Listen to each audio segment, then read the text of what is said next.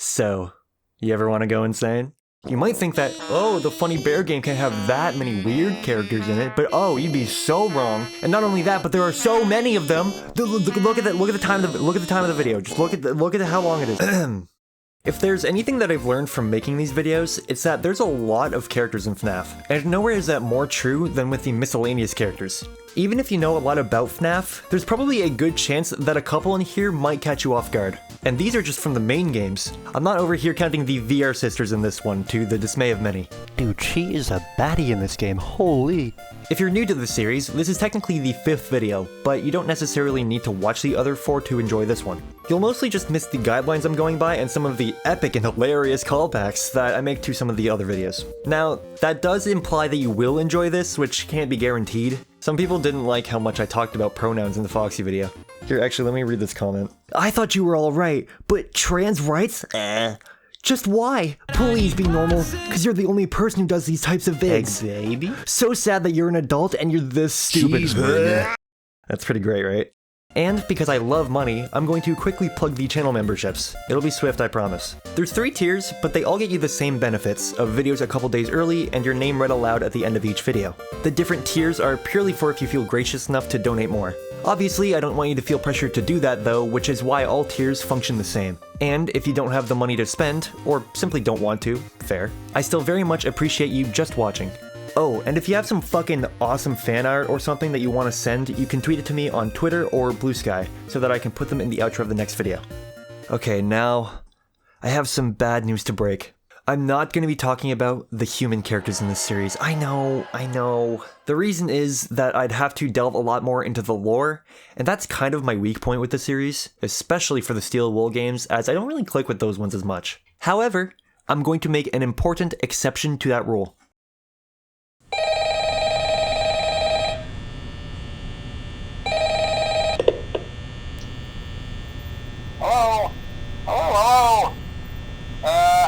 Stroking my dick. This voice on the phone is one of the few friendly faces you meet in the game, fittingly named Phone Guy, by the fans of course. However, don't let the ops know I told you this, but you can learn his real name from the week before, and his name is Ralph. He sounds like a Ralph. Phone Guy talks to you throughout the nights using pre-recorded messages that he made on his last week of the job. I actually worked in that office before you. I'm finishing up my last week now, as a matter of fact, so... In between his corporate shilling and general rambling, he does have some gameplay tips to offer. Some good. Also, check on the curtain in Pirate Cove from time to time. The character in there seems unique in that he becomes more active if the cameras remain off for long periods of time. Some, not as much. If you happen to get caught and want to avoid getting stuffed into a Freddy suit, try playing dead. You know, go limp. Ralph's dialogue also talks about a bit of the lore around this Freddy's establishment and some of the events surrounding it. They used to be allowed to walk around during the day too, but then there was the bite of 87. Really cool how this one event was built up to be this big thing and then just was like never more important and just kind of happened. Top tier story right there. It's amazing that the human body can live without the frontal lobe. Unfortunately, Phone Guy's tenure as security guard here is short-lived. Yeah, he says it's his last week here, but if you listen to the Night 4 phone call, you're probably not going to see him applying for any new jobs soon. Oh, hey, wow, day 4. I knew you could do it. Hey, listen, I may not be around to send you a message tomorrow.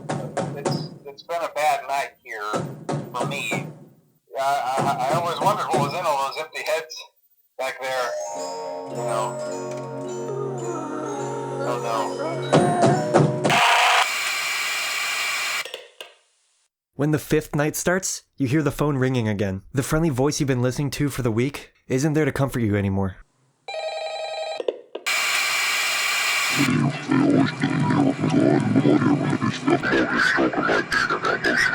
The other character of note in FNAF 1 is this guy hanging out in the backstage, Endo01. The 01 is there for a reason that I'll get back to in a bit. This bear animatronic is the frame for which all of the other animatronics are built off of. You can especially see this in the first trailer for FNAF, both when you can see the metal hand clipping through Freddy's fur, and when Bonnie takes off his plush mask near the end. The endo in this game is a lot more of a background piece than anything. This is really the only screenshot in-game of it. There's also an alternate version of this shot where the endoskeleton and most of the spare animatronic heads stare at the camera. Okay, I gotta add, what the fuck is this help wanted version of the endo? This just ain't right. Now, unfortunately, it pains me to say this, but as we move into FNAF 2, we lose out on any more Ralph action. I know, it's upsetting, but that's just the nature of sequels.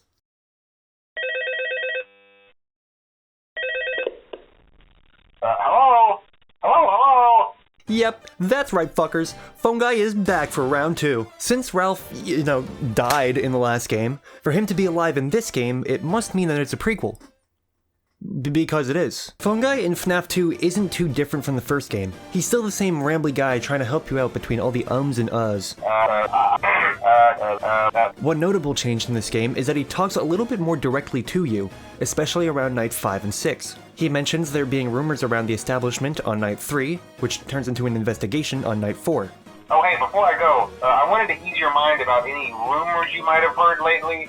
I can personally assure you that whatever is going on out there, however tragic it may be, has nothing to do with our establishment.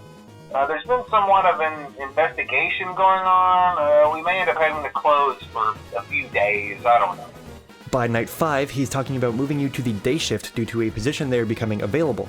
From what I understand, the building is on lockdown. No one is allowed in or out, When we get it all sorted out, we may move you to the day shift. A position just became available. On night 6, he's almost scolding you for being there while the building is closed down. Hello? What on earth are you doing there? Didn't you get the memo? The place is closed down, at least for a while. We have one more event scheduled for tomorrow, a birthday. That birthday party that he mentioned may have already happened, with there being happy birthday banners around the pizzeria. That could mean that the phone calls have been recorded a while ago here too, but it may also just be a case of Scott not wanting to change the pizzeria cameras just because of one small lore thing. Finally getting away from Ralph, FNAF 2 is kind of when the real freaks start appearing. The real beasts, the real creatures of the series, and Balloon Boy is no exception. BB is kind of famous for how much people despise him, although that's probably tapered off nowadays. I mean, I see why. His design is just terrifying. The BB hate even found its way into the first FNAF movie, making this little creepy fuck version of Balloon Boy into a recurring bit, where the joke is that he's just icky. It's crazy having to specify the first FNAF movie because while I'm recording this, it's November and the second one hasn't even come out. If it was just his design though, I don't think he'd be as infamously hated as he is, so let's talk about the gameplay. He starts in the game area. I really like this camera just because of this frame of Toy Freddy. He looks silly. Anyway, back to Balloon Boy, he only appears on this camera and the left vent before getting into your office. The way to tell he's moving around is through his laughing. I mean, whenever he says hi or hello. Similar to Freddy from FNAF 1. If he slips through the vents and gets into your office, he just sits there like a freak going ha ha ha ha ha ha ha. He disables your flashlight while in your office, and you have no way of getting rid of him. That means no camera lights, no vent lights, and most importantly, no hallway lights. BB getting in is almost a guaranteed kill without actually being a threat to you directly. And I think that, mixed with his design, is the reason he was dogged on a lot. Similar to BB is his female counterpart, JJ. First time she showed up in the series was as an Easter egg in FNAF 2, having a rare chance of appearing beneath your desk. Most of her body is covered by the desk and the full sprite doesn't show much past that, but you can see that her cheeks are pink. I point this out because in her next appearance, FNAF World, they're purple now. You also get a look at her full body, which is unsurprisingly just a recolored Balloon Boy, save for the eyelashes. Once again, as we move into Ultimate Custom Night, where JJ also shows up, her cheeks are blue now. You also get a better look at most of her body. Oh, and back to FNAF World, she has a voice in the Foxy Viters minigame. Let's kick this party into high gear! Do y'all hear that? Am I going crazy? Like, I feel like I'm hearing music or something. Like, I feel like... It's the Slenderman! And he's cooking hot dogs on the stove! The puppet, or the marionette, depending on your religion, is a very important character. It appears in many forms far after FNAF 2 that I'll eventually get to, and even retroactively in FNAF 1, if that's what the FNAF 2 midnight cutscenes are getting at. Its long, lanky body and smiling yet crying mask is a complete departure from the other characters in the first two games. You weren't seeing many humanoid creatures in FNAF 1, that's for sure, and Balloon Boy is the only one who kind of comes close. For me though, BB gives off the vibes of the company trying to make a cute, relatable character for the kids and falling face first into the uncanny valley, while the puppet, for me, gives off a genuinely threatening atmosphere. The white eyes kind of ruin it for me. I don't know if anyone else feels the same. The role of the puppet in the series and why it's so important is not something I can explain in full detail, but I'll try my best to give the spark notes. I know you didn't come here for in-depth lore explanations or anything. Come on, YouTuber, make the fucking cum jokes or whatever. The puppet, this thing, is haunted by the soul of a girl named Charlotte. That girl is the daughter of Henry, business partner of Willie A, and helped popularize Freddy's or something like that. He created the animatronics, except that he didn't now or something, I don't know, like I said, cum jokes. The puppet was the one putting all of the souls of the dead kids into the animatronics, so that they were haunted and the whole series could start. What I'm saying is, the puppet is the whole reason we're in this mess. Now that bit sucks, dude, I should get rid of that. Seeing you powerless is like music to me. Alright, for the most part so far, we've seen robots, we've seen a puppet, we've seen weird children, so how about we talk about fucking paper? These little Johns you can see...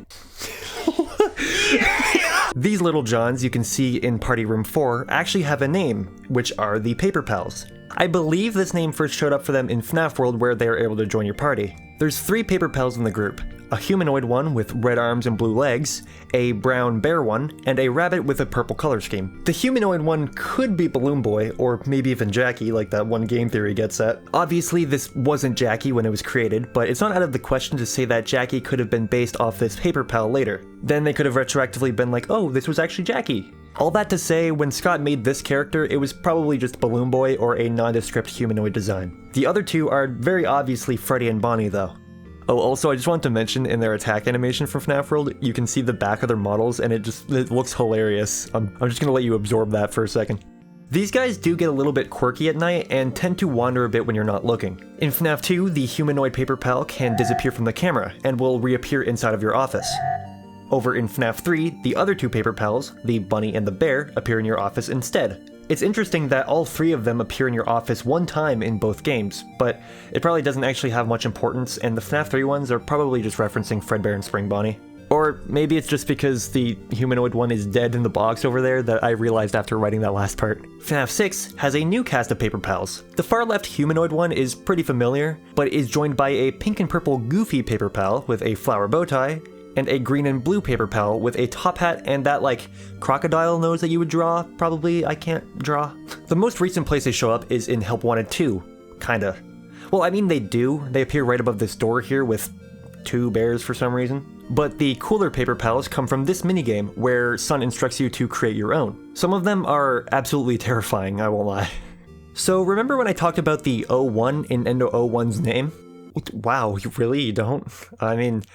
I don't want to tell you how to live your life, but you should probably get that checked out. FNAF 1 isn't the only game with a bear endoskeleton, and that's where Endo 02 comes in. This is the endoskeleton that might be in the toy animatronics, but is definitely in the withered animatronics. You can see this most obviously in Withered Foxy with how much of his outer shell is missing. The reason 01 and 02's names get delineated is due to FNAF World, where both of them are usable characters in your party. Calling them both endoskeleton would be a bit confusing, right? I wonder if there's any other endoskeletons in FNAF World. Anyways, Endo 02 doesn't show up the same as 01. 02's appearances are in rare screens, both in the prize counter and in the left vent. Letting the puppet escape from the prize counter box allows this rare screen with Endo 02 to show up. I also noticed it desaturates the whole image for some reason. Here's also the screen from the left vent of Endo 02, which I believe just has a random chance to occur. Okay, so I know I did that bit with FNAF 2 where Phone Guy comes back, but it's actually a prequel. However, FNAF 3 takes place like way after FNAF 1, so Ralph is like way dead. The correct answer to when FNAF 3 takes place is 2015, by the way. This has nothing to do with the video, I'm just spreading the truth.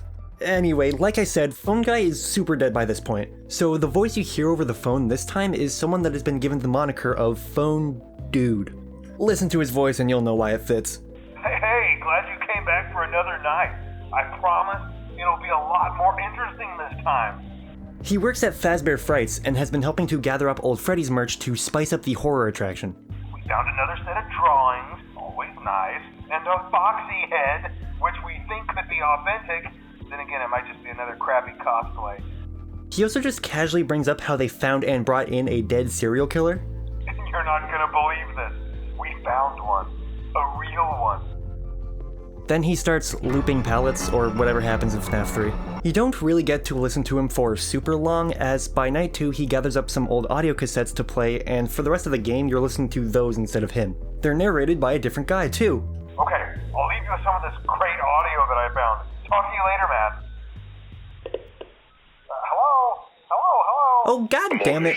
Ralph is back for his 3.0 appearance, and this time he's at his youngest. Is that fucking Baby Bam Bam? By that I mean that these audio cassettes were recorded before the FNAF 1 and FNAF 2 phone calls. Him being alive is clearly one bit of proof there, but he also talks about the springlock suits that are decommissioned by FNAF 2. I think. Right now we have 2 specially designed suits that double as both animatronic and suits. There's been a slight change of company policy concerning use of the suits. Don't. Since Phone Dude has taken over the role of teaching the player the mechanics of the game, Phone Guy here's purpose is mostly for adding on to the lore, explaining spring locks, the pizzeria back rooms, and all that good stuff. Please make sure the spring locks are fast and tight to ensure the animatronic devices remain fixed. As always, if there is ever an emergency, please go to the designated safe room. This room is hidden to customers, invisible to animatronics, and is always off camera. You might notice in this game that he's a lot less than he is in the first 2 games. It's cool that you can tell that he's clearly reading off of a script this time, rather than generally rambling and reading off legal disclaimers. Onto the actual threats in FNAF 3, that little wretch from FNAF 2 is back. Balloon Boy returns as Phantom Balloon Boy, now equipped with green scorch marks and the horrifying ability to unhinge his jaw. His gameplay involves appearing randomly on the monitor screens, covering up the camera, making it impossible to get any information out of it. Stare at him for even like a second and he'll lower the cams and jump scare you. He then proceeds to blow vape smoke everywhere and disable the ventilation. The model for Phantom Balloon Boy is pretty much the same as regular BB, minus the obvious texture change. He's missing the sign and the balloon, but aside from that, they're basically one-to-one. Help Wanted changes that a bit. It gets rid of the nose, his balloon, the stick on his sign for some reason, and also chops him off past the waist. I had a part here going more in depth into the Help Wanted Phantom models, but I realized that it was boring and I was also wrong, so I'm just gonna, let's just get on to the next part. Finally, we finish up the rest of the Phantom animatronics with the Phantom Puppet. Hey, someone turn that off, it's getting loud, it's getting too loud! The Phantom Puppet is one who shows up later into the nights, only showing its face from night 4 onwards. You'll only ever catch it on Cam 08, where it will show up as the clean, non-Phantom Puppet. If you get caught by the puppet, it doesn't really jump scare you. Rather, it slides around in front of your face, disabling your ability to open up the cameras, or the maintenance panel. While you are able to dodge it from the cameras, the timing is incredibly strict, and even if you dodge it successfully, clicking back onto Cam 08 without putting the monitor down first will still trigger the puppet to attack. Here's some of that footage that I have of me failing to dodge the puppet while I was recording. Oh man, I'm so mad I'm gonna restart the game. I didn't record my audio during this part. Okay, now honestly, if you ask me, I think it's been too long without bringing up the character encyclopedia. So why don't we bring it back for another wonderful little character that the book claims is real. Glitching out of bounds in the BB's Air Adventure minigame, you get to see this screen here with a giant silhouetted tree and some shadow balloon boys. Yeah, these get their own spot in the character encyclopedia. A reasonable person might think that these are just, no, Balloon Boy, but he's crying, but guess not. For some reason, the encyclopedia shows an illustration of Phantom Balloon Boy instead of a screenshot from the minigame, and I find that weird because this clearly wasn't a problem for other characters. It also just says he's in Help Wanted, which I don't believe. On a similar note to that is the Shadow Puppet. Same things apply here, where it's talking about this kneeled over sprite of the puppet that's found after glitching out of the Mankel's Quest minigame. The art in the encyclopedia is of the Phantom Puppet as well. The book is also just completely wrong about having to do anything in BB's Air Adventure first. You can just ignore that minigame entirely and still see the Shadow Puppet. Now that we're up to FNAF 4, I feel like I'm forgetting someone. Yeah, there's someone that I'm Oh no. Okay, I guess it's finally time to talk about this thing. If Balloon Boy wasn't already gross enough, get a hit of Nightmare Balloon Boy. Introduced in FNAF 4's Halloween update, Nightmare BB replaces Plushtrap on his little chair. It is quite funny how much bigger he is than Plushtrap. BB's Nightmare look is pretty freaky, with his giant spiked jaw and long, icky, bony fingers. A lot of things in his design add up to make it obvious why I've never heard anyone say that this guy is their favorite. Also, I like how his jaw is just completely defying gravity, as you do. He works similarly to Plushtrap. He starts on the classic white chair, moving forward through the hallway as you try to stop him on the X in front of you, without him getting close enough to kill you. Nightmare BB makes it a bit more difficult than Plushtrap, giving you significantly less time Until he doesn't. and tricking you with fake audio cues. The deep laughs that he makes don't actually mean he's moving, so you have to listen out for the quiet footsteps instead. A bonus you get though is that beating this allows you to skip an extra hour on the challenge modes. If you want the smart person explanation of how BB works, you should check out this video by ItzTaken. It's probably more correct than I could ever be, and it has Gay Foxy in it, you'd love it. You knew I'd get you eventually. The last new character added with the Halloween update was Nightmarion, a nightmare version of the puppet. Now, I like the idea here, and I think it's executed better in Help Wanted than in any game before. However, by itself, especially when you're looking at it standing up like this, it's just kind of weird.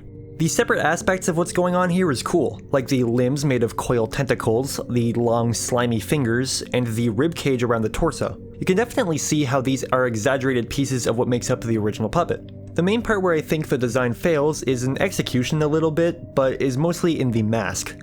Like, I'll be honest, it's kinda goofy, and in my opinion, the regular puppet does a better job hitting the uncanny valley with its mask.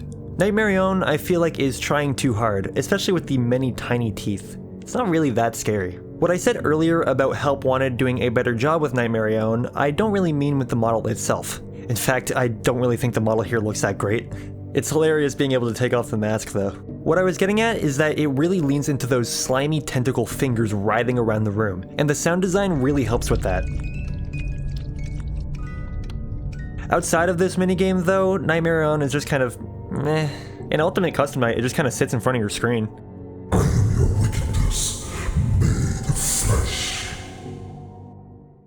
So FNAF World has a lot of characters that would fall under the miscellaneous category, so I'm going to go more in depth on the interesting ones first and then tackle every other one that I have to. Starting with Endo Plush. Yeah, not a character I expect many people to remember, and I feel like it should be Plush Endo, not Endo Plush. Endo Plush isn't a character before FNAF World and doesn't appear afterwards, so I wouldn't be surprised if it was created just to fill out the roster. It could be the endoskeleton of Plushtrap or something, but it feels a little small for that, honestly. It's a bit hard to tell with FNAF World's proportions. Next is Crying Child, based off of these sprites of dead kids from the Atari minigames. Kinda morbid when you say it out loud. These dead kids come in all shapes and sizes, but this FNAF World model is specifically based off of the kid outside of the Take Cake to the Children minigame. Cough cough Charlotte. When the Crying Child attacks in FNAF World, it also flashes for a second, turning into the colors of the other kids from that same minigame.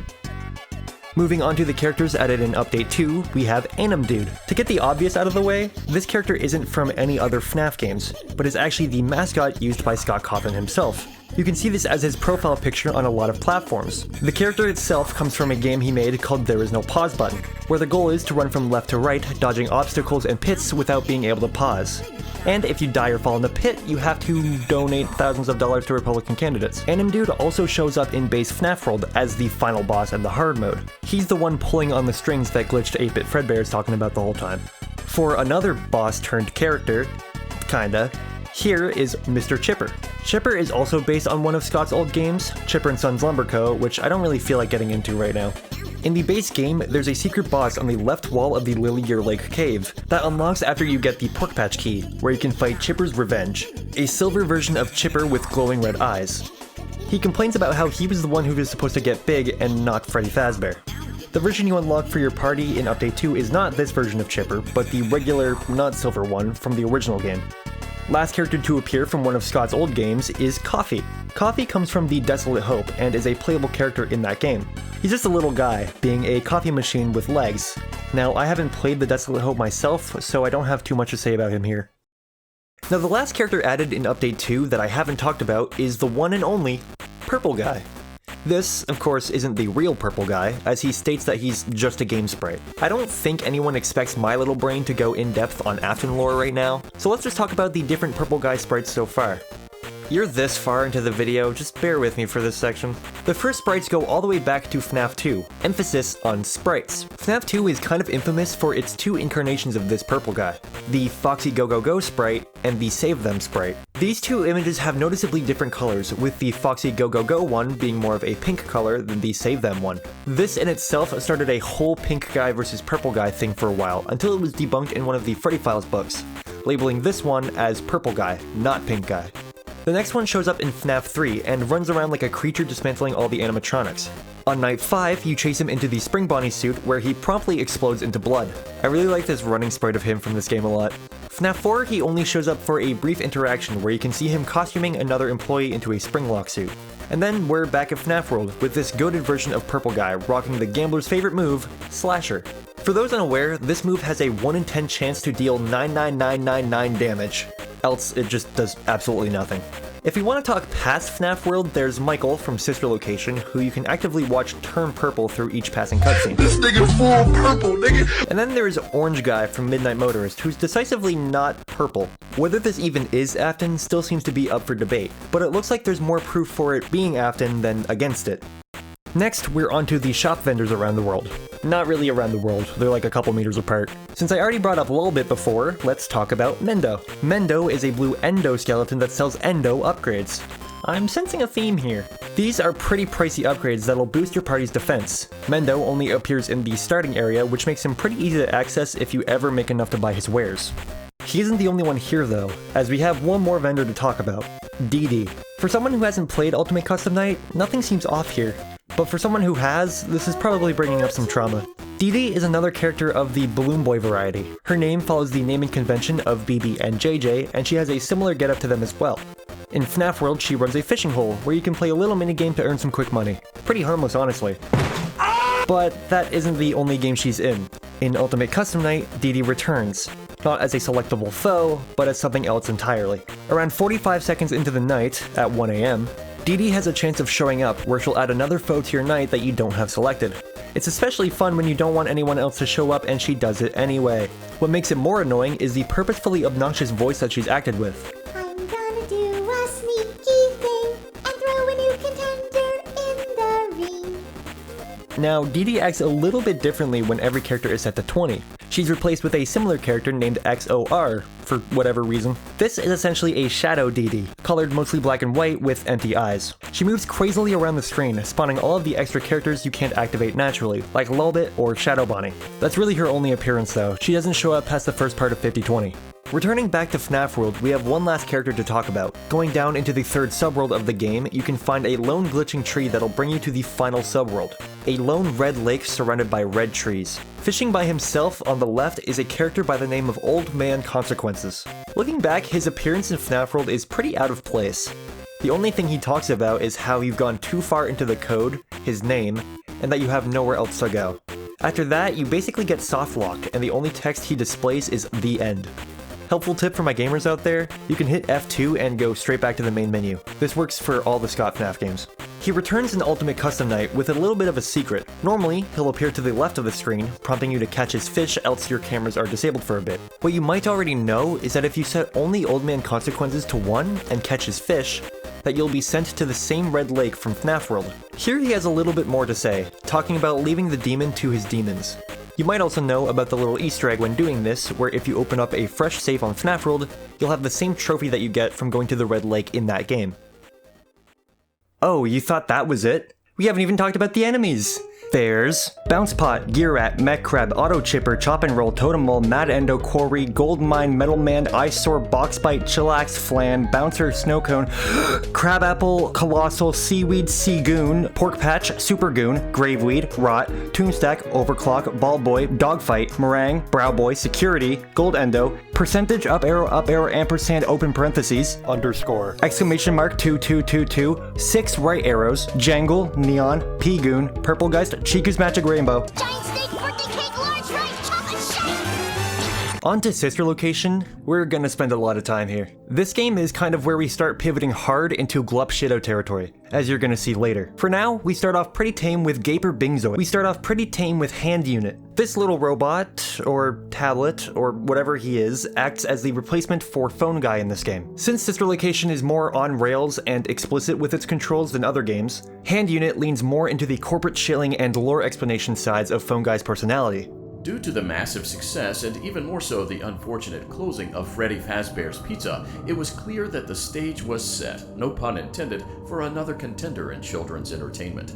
You know, when he's not telling you to zap the animatronics. Let's encourage Baby to cheer up with a controlled shock. A running joke in this game is that Hand Unit frequently messes up the things that you attempt to type into his on-screen keyboard. A keyboard that doesn't even include all of the letters. What was your name again? It was Eggs Benedict, right? Oh, you want that ever so sought after cash basket? Sorry, buddy, you're getting butter. And as you can see, all of the tools are now butter. Well, for the most part, Hand Unit is on your side. He does kind of actively try to get you killed during the Ballora Gallery section. You will now be required to crawl through the Ballora Gallery using the vent to your left to reach the breaker room. It is recommended that you stay low to the ground and reach the other side as fast as possible as to not disturb Ballora. Even if you haven't played or even seen gameplay of Sister Location, there's a pretty good chance that you might recognize his voice. Now, Hand Unit himself never shows up in any of the other games, but the voice work that's done incredibly by Andy Field does. In Pizzeria Simulator, Tutorial Unit is the voice you hear, showing you the ropes and urging you to get all of the animatronics in the building by Saturday. Don't forget Saturday. You want them all to be in one place. Help Wanted 1 calls him Hand Unit, but I feel like his role in this game is closer to Tutorial Unit. And you're not holding him in your hands, so there's that. The version you hear in Security Breach and Help Wanted 2 is apparently named Dread Unit, which I think is hilarious. Congratulations, you are now teaching at a 4th grade level. Everyone wants to be a DJ, and you are no different. Finally, he shows up in Secret of the Mimic as Dispatch, who seems to be an actual human this time. Well, until he isn't. His demeanor is a lot more chill and laid back than that of the units, but still has that distinct lack of care for your well-being. Well, since you asked, I just finished a 36-hour shift, and I'm struggling to stay awake. Awesome to hear. Well, listen, we need you to take one more shift for us, since you're our closest technician in the area. The next character from Sister Location is someone I'd describe as really the main character of the game. Here is Circus Baby. Her design definitely strays the farthest from all the other characters we've talked about so far. She's a humanoid, clown-based robot fit with a red skirt and little jester shoes. The most striking part of her design are the pigtails and her bright green eyes. I'll get back to that in a sec. I'll also get back to these freaks too. She's definitely got a weird and unique design along with a name that doesn't sound as strange once you've said it long enough. While you can't really tell in Sister Location, Baby is tall as fuck. Her blueprints list her as being 7.2 feet tall, but she feels way taller than that in VR. Basically, every time she shows up, you're craning your neck just to get a good look at her. Her appearances in Sister Location are actually few and far between, but even with that being the case, she absolutely gives off the vibe that she runs shit around here. The animatronics around the place cower at the idea that she could be watching. She's watching us. We have to leave now. She has extensive knowledge of the building. You're in the scooping room. Do you know why they call it the scooping room? It's because, dummy, this is the room where they use the scooper. I thought that would be obvious. And she even knows about what the hand unit will say regarding Ballora Gallery. He will then tell you to crawl through Ballora Gallery as fast as you can to reach the breaker room. If you follow his instructions, you will die. It is recommended that you stay low to the ground and reach the other side as fast as possible as to not disturb Ballora. Going out of your way a tiny bit to visit the circus control module on night 3, Baby will tell you a story about her past. How she would perform on stage for the children, always being aware about how many there were in the room with her. Did you know that I was on stage once? I would always count the children. 2, then 3, then 2, then 3, then 4, then 2, then none. Randomly after dying, or by clicking in the corner of the extras menu, you'll be sent to this minigame where you play as Circus Baby. This version of her is pixelated and has bright blue eyes. Your goal is to collect cupcakes and give them to the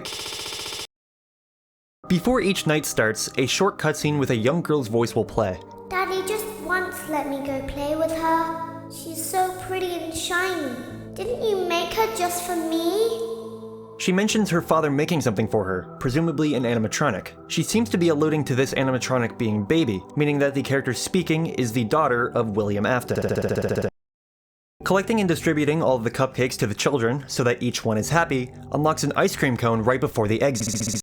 Baby talks more about how aware she is of every kid in the room, counting down until there's only one left. There were 4, then 3, then 2, then 1. In her last line, she talks about meeting with that animatronic. Don't tell Daddy that I'm here. I wanted to watch your show too. I don't know why he won't let me come see you. You're wonderful.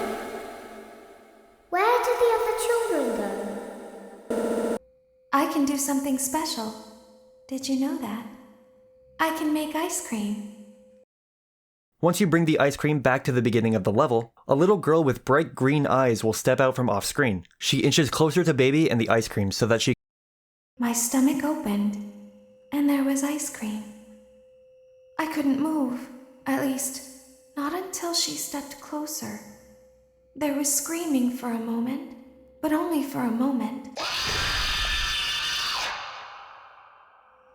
I still hear her sometimes. Why did that happen? The final of the main 4 in Sister Location that I've yet to talk about is the ballerina dancer herself, Ballora. Alright, let me hit you with a little quiz. What color are her boobs? No, fuck! Ballora definitely has one of the designs of all time. When you have characters like Freddy and Bonbon, or Foxy, or Chica next to a very mature character, it definitely makes you wonder who this design was built for in-universe. Or in real life. I guess the parents were just supposed to ogle the ballerina while their kids were getting kidnapped right beside them. Something to note about Ballora's look is that her eyelids are almost always closed. Surely there's a storytelling or metaphorical reason they're closed, but I can't help but be grateful once you've seen what her eyes look like under there. Like, there's no reason her eyes need to look like that. Somehow they look worse in Help Wanted 2.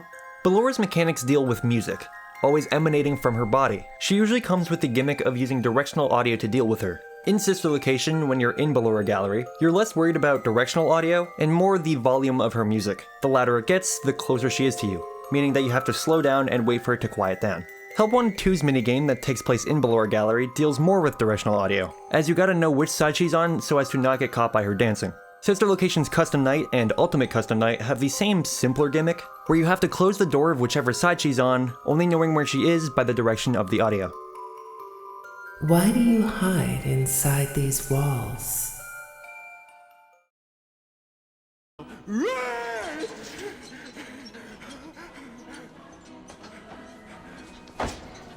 Alright, so sorry for barging in here, but I would not be able to get this video done in time if I did every character in this one video. That means that, unfortunately, I'm gonna have to split it here for my own sake. I'm not sure yet if this is going to be a 2 or 3 part episode ordeal here, but either way, once they're all out and edited, I'll combine them all into one big miscellaneous video for those who want the full uncut experience. Also, more money for me. So yeah, sorry for the inconvenience, but it kind of has to be done. See you then! Of course, thank you to my YouTube members. For the gamers, there's Microwave Swag, Jose the VIP, Silly Billy, Asfa, Angel Dust 30, Frisk, and J Raff.